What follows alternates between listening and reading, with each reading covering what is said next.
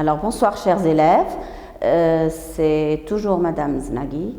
Je m'adresse aux élèves de la première année lettres, première AS lettres, toujours du groupe scolaire Bou Abdallah, école privée. Nous continuons donc la deuxième séance, nous entamons la deuxième séance. Alors, après un petit rappel, je vous rappelle qu'on est toujours dans le projet 2 qui a pour intitulé « Rédiger une lettre ouverte à une autorité compétente pour la sensibiliser à un problème et lui proposer des solutions ». Nous avons déjà expliqué l'intitulé de ce projet, on a lancé le projet, on a déterminé les différents, si vous voulez, les différents objectifs. Je vous ai poussé, si vous voulez, je vous ai demandé de faire quelques recherches, à savoir sur la manière de rédiger une lettre ouverte, comment convaincre, comment défendre un point de vue ou le rejeter ou le réfuter, comment sensibiliser un destinataire, le pousser donc à agir. On a aussi déterminé la forme du projet qui serait une lettre ouverte ou un article de presse ou de journal, d'accord? Donc, on a choisi un thème qui serait relatif au loisir. Après, on verra, lorsqu'on se reverra, Inch'Allah, on verra, on déterminera précisément quel est ce thème. Et donc, je vous ai, ou bien on a fait, si vous voulez, ensemble, un plan pour ce projet. Maintenant, nous entamons la deuxième séance, ou la deuxième partie, qui est celle de l'évaluation diagnostique, et durant cette séance, on va essayer de comprendre, c'est-à-dire ce qui nous est demandé, et donc on va essayer de trouver quelques apports pour vous aider à faire ce travail. Alors, vous prenez, s'il vous plaît, vos livres, votre manuel scolaire, celui que vous avez chez vous, celui de la première année secondaire, et vous allez à la page 98. Normalement, c'est la page 98, c'est ça. Alors, vous avez un petit texte, on va le lire ensemble et on va travailler à partir de ce petit texte pour essayer de voir un petit peu la structure, si vous voulez, du texte argumentatif, puisque on a besoin de l'argumentation. On a déjà parlé de sensibilisation, donc de convaincre, de persuader une personne et l'amener, si vous voulez, à vous aider ou bien à agir. Donc, on a besoin du discours argumentatif. Alors, on lit ensemble, si vous voulez, ce qu'il y a sur cette page, qui est la page, je le répète, 98, prise de votre manuel scolaire. Vous tenez un stand spécialisé dans la bande dessinée à la foire du livre. Votre employeur vous a demandé de recenser les points de vue des visiteurs sur la BD. La BD, c'est la bande dessinée. Ces points de vue montrent deux positions opposées, c'est-à-dire l'une est le contraire de l'autre. À partir de ces notes, ou bien des notes que vous avez prises et qui figurent ci-dessous, c'est-à-dire ces notes, vous n'allez pas les inventer. Vous les avez déjà sur votre livre, d'accord? Rédigez le texte que vous remettrez éventuellement à votre employeur, d'accord? Vous avez ici une série d'énoncés. Vous en avez 9, d'accord? Le premier pas à faire, c'est d'abord d'essayer de mettre les arguments pour ou bien en faveur de la bande dessinée de côté et les arguments contre la bande dessinée d'un autre côté. On lit ensemble, suivez avec moi s'il vous plaît, les phrases ou bien les énoncés donnés. La première phrase, on comprend mieux les bandes dessinées grâce aux images. La seconde, la langue utilisée dans les bandes dessinées n'élève pas le niveau des lecteurs.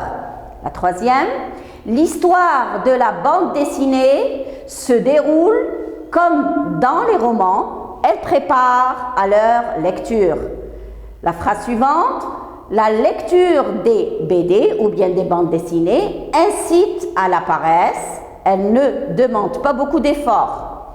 La bande dessinée, en utilisant l'image, initie à la télévision et au cinéma. La phrase suivante, beaucoup de visiteurs portent un jugement sévère sur la BD. Celle d'après, les lecteurs de BD s'intéressent peu à la littérature qui forme l'esprit. L'avant-dernière, le succès de la BD a des explications. Et enfin, la BD ne présente pas un grand intérêt sur le plan culturel. Alors s'il vous plaît, on essaye de partager ou bien de départager en deux parties quelles sont les phrases en faveur ou bien les énoncés en faveur de la bande dessinée et quels sont les énoncés contre ou qui s'opposent ou bien qui montrent les inconvénients de la bande dessinée. Donc je rappelle sur le tableau, le texte support que nous avons choisi est pris du manuel scolaire et il figure sur la page 98. Donc, on va dresser un petit tableau, si vous voulez, et d'un côté, on va mettre pour la BD, quels sont les énoncés donnés ici pour la bande dessinée, et d'un autre côté, quels sont les énoncés donnés contre la bande dessinée. Nous allons lire ensemble et donc mettre le numéro correspondant à chaque phrase dans, si vous voulez, la colonne qui correspond. On commence par la première phrase. On comprend mieux les BD grâce aux images. Donc ici, c'est un avantage. Donc on met ici la première phrase. La seconde, la langue utilisée dans les bandes dessinées n'élève pas le niveau des lecteurs. Ici, c'est à l'encontre de la bande dessinée. Ce serait un point négatif. La troisième phrase, l'histoire dans la bande dessinée se déroule comme dans les romans. Elle prépare à leur lecture, ce qui est positif. La quatrième, l'histoire de la bande dessinée se déroule comme dans les romans. Ah pardon, je viens de la lire celle-là. La quatrième, la lecture des bandes dessinées incite à la paresse. Elle ne demande pas beaucoup d'efforts. La quatrième, c'est contre. La cinquième, la bande dessinée, en utilisant l'image, initie à la télévision et au cinéma, ce qui est une chose positive. Beaucoup de visiteurs portent un jugement sévère sur la bande dessinée. Côté négatif, c'est la sixième. Les lecteurs de bande dessinée s'intéressent peu à la littérature qui forme l'esprit. Alors ici, elle est plutôt négative. 6, c'est la septième, c'est ça. Là, oh là là, non, c'est là. C'est la septième. La huitième, c'est le succès de la bande dessinée a des explications. Et c'est la huitième. La dernière, la bande dessinée ne présente pas un grand intérêt sur le plan culturel, la dernière, et donc elle est plutôt négative. Alors regardez, vous avez des énoncés en faveur de la bande dessinée, d'accord, qui montreraient les avantages, et d'autres énoncés ici contre la bande dessinée et donc qui montrent les inconvénients. Et cela reste l'avis, si vous voulez, des personnes qui ont parlé ici, qui ont donné leurs avis ici. D'accord? Alors, ceci est la première partie. Commencez par, si vous voulez, prendre cela sur vos cahiers ou bien sur vos brouillons, parce qu'il nous reste un autre travail à faire.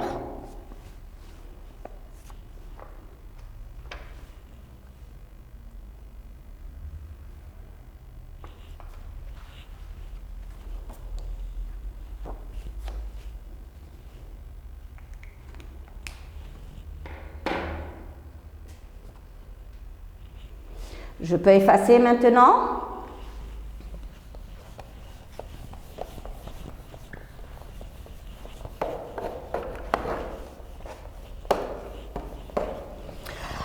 Alors, on a commencé par faire ce petit exercice et on revient à la question, à ce qui nous est demandé.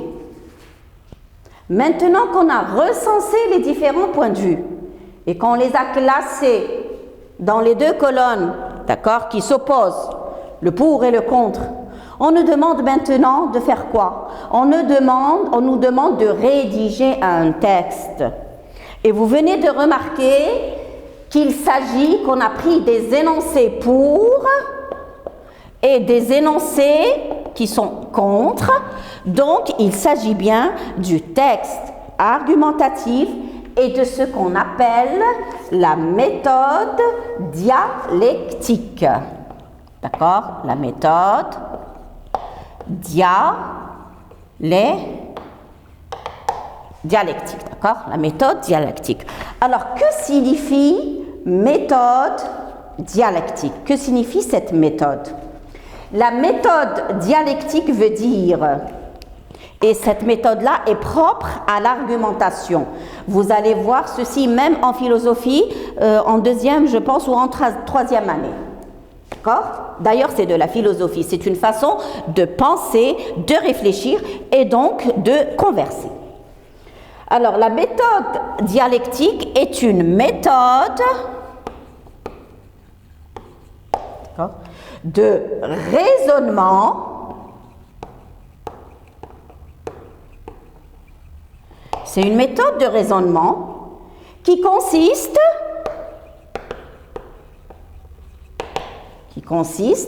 à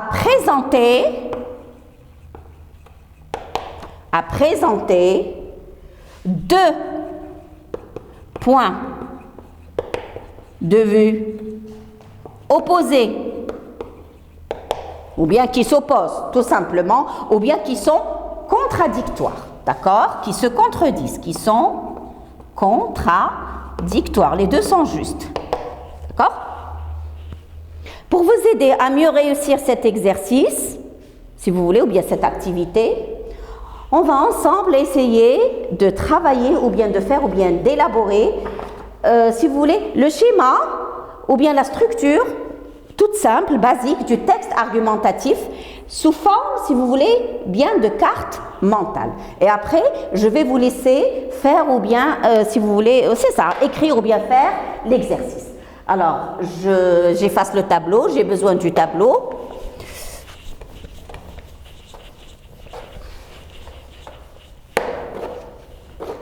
J'efface même l'intitulé pour pouvoir avoir un grand plan.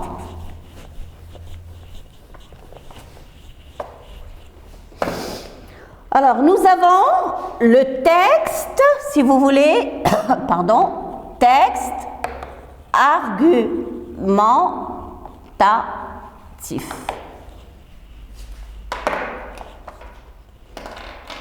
Comme élément de départ ou bien élément central, d'accord? Comme élément de départ.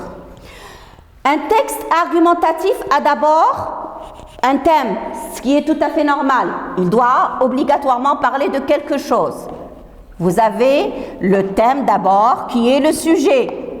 Traiter le sujet dont on parle. Seulement ce thème est accompagné d'une problématique.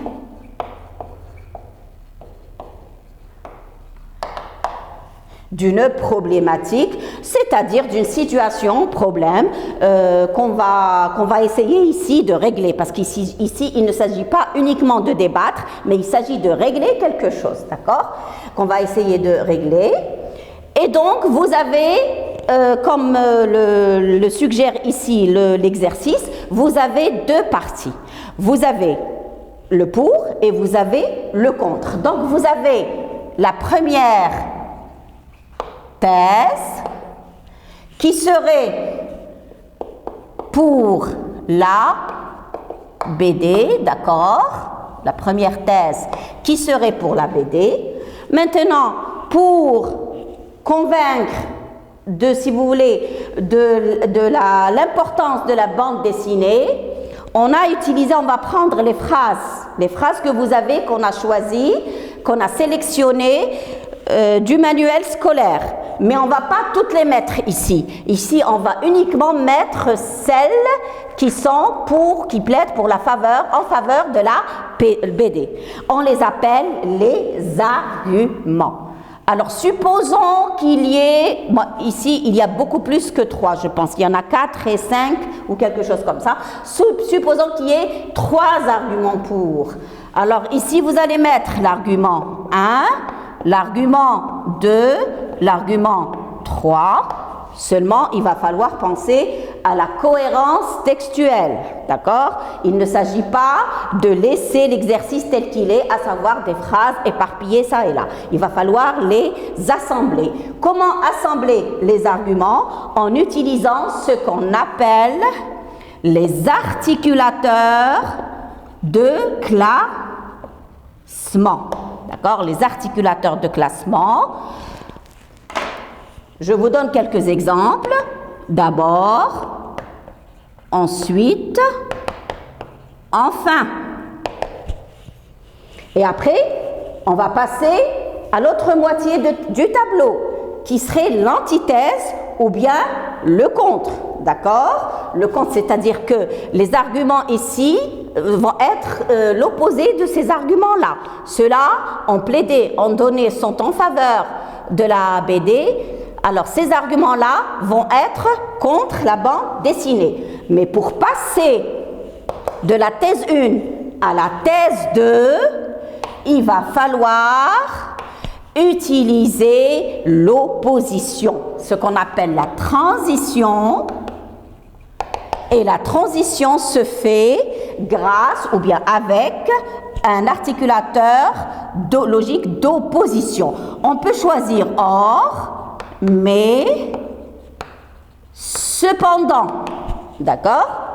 Et là, on va enchaîner avec la thèse 2.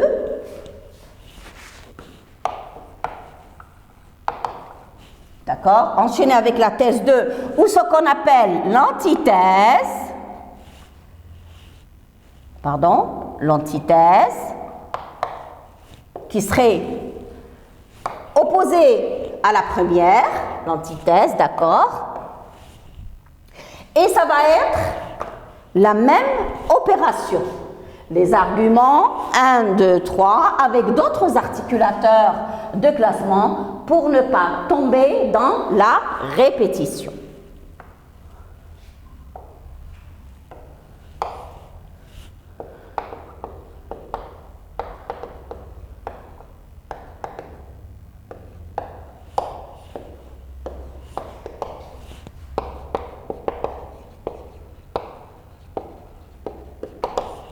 Alors, pour les autres articulateurs de classement, on pourrait choisir en premier lieu, en second lieu, en dernier lieu, enfin. Bon, enfin, on l'a déjà cité. En premier lieu,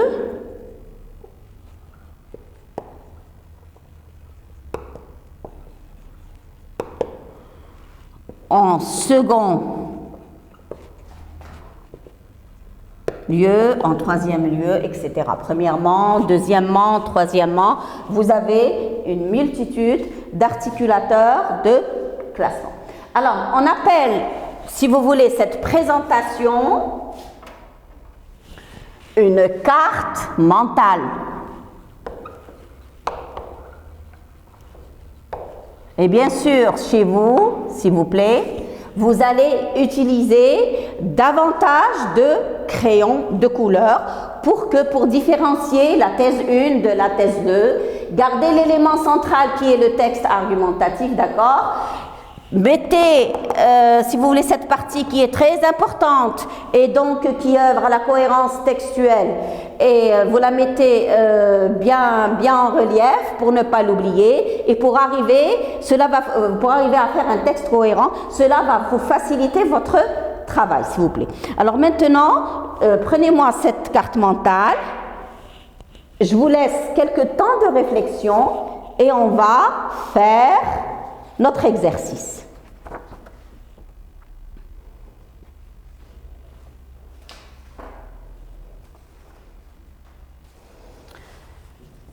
N'oubliez pas, s'il vous plaît, que ce schéma, cette carte mentale,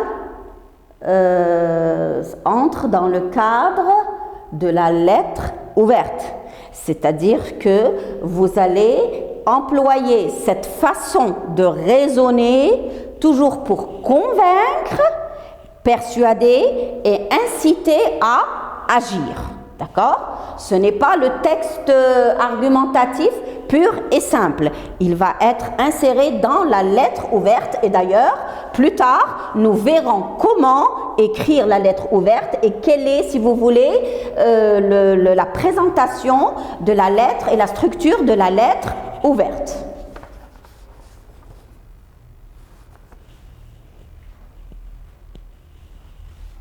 C'est bon? Alors, maintenant, on va corriger. J'espère que vous avez eu le temps de faire l'exercice. On va carrément le corriger et donc on va obtenir un texte cohérent qui serait un compte-rendu ou bien qui serait, si vous voulez, une rédaction que nous allons lire ou bien que vous êtes censé lire à votre employeur. Alors voilà ce que cela pourrait donner. Pour l'introduction, on en a parlé, pour présenter votre sujet. Après avoir fait le recensement sur les points de vue des visiteurs sur la bande dessinée, on a remarqué que le succès de la bande dessinée a des explications. Regardez ce qu'on a employé, car en premier lieu, on comprend mieux la bande dessinée grâce aux images. En second lieu, en utilisant l'image, où est la phrase? En second lieu, en utilisant l'image, la bande dessinée initie à la télévision et au cinéma. La troisième phrase qui est pour, je répète, la troisième phrase,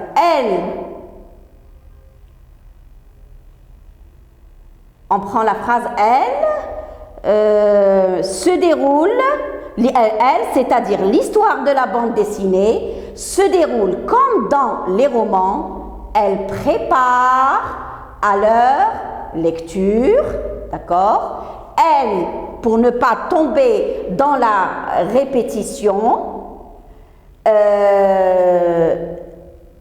a aussi plusieurs, c'est ce qui donne, ou bien elle a plusieurs explications, d'accord, pour son succès. Maintenant, pour passer au contre, on va utiliser un articulateur d'opposition, on va en choisir un, or, mais ou bien cependant, beaucoup de visiteurs portent un jugement sévère. Vous pourriez mettre ensuite en outre et pour terminer, enfin. Et donc, vous terminerez ainsi votre exercice. Bien sûr, cet exercice on peut utiliser d'autres articulateurs et il peut être fait d'une autre manière, pas très différente, mais toujours dans le même style, d'accord? Alors, j'espère que cette séance vous a été bénéfique. J'espère que vous retiendrez la carte mentale concernant le texte argumentatif et que vous vous en souviendrez lorsqu'on sera dans la séance de production écrite et qu'il faudrait écrire une lettre et rédiger une lettre ouverte. Je vous retrouverai dans un instant pour la troisième séance. Ne partez pas trop loin.